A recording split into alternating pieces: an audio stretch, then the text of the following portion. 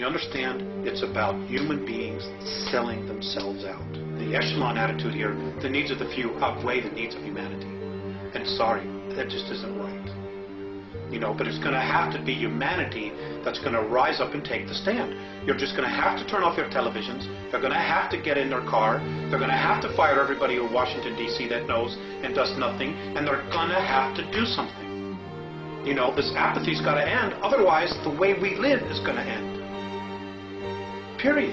I mean, that's the bottom line.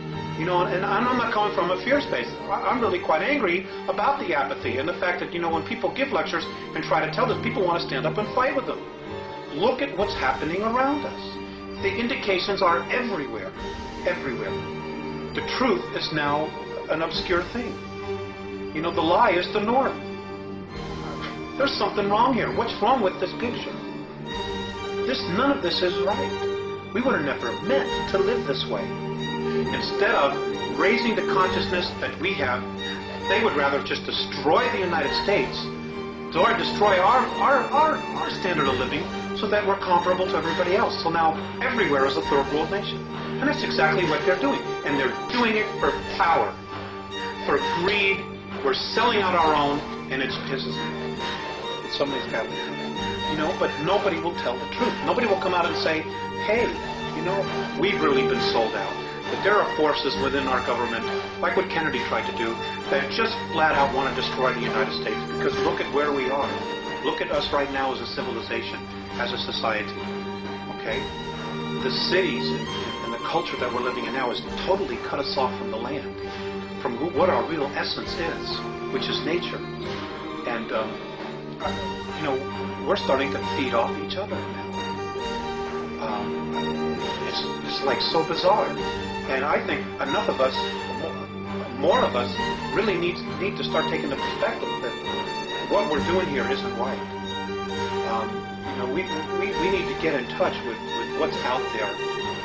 What makes me be here? You know, as opposed to going home after work, turning on TV, watching 3 hours of television, going to bed, getting up the next morning, going to work, and doing the same thing over and over and over and over again, like robots. Throw the televisions away. Just throw them away. You talk about freedom. I see you assert your right to tap my telephone, to arrest me and hold me without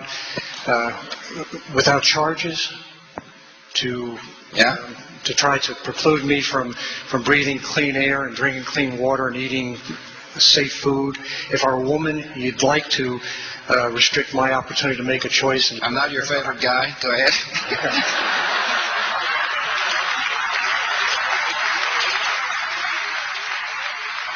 I have never felt more ashamed of nor more frightened by my leadership in Washington, including the presidency, by the Senate. And no, let us speak. Yeah.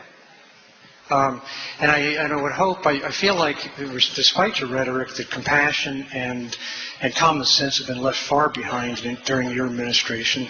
And I would hope from time to time that you have the humility and the grace to be ashamed of yourself, inside yourself. I'm going to start off with what you first said, if you don't mind. You said that I tap your phones.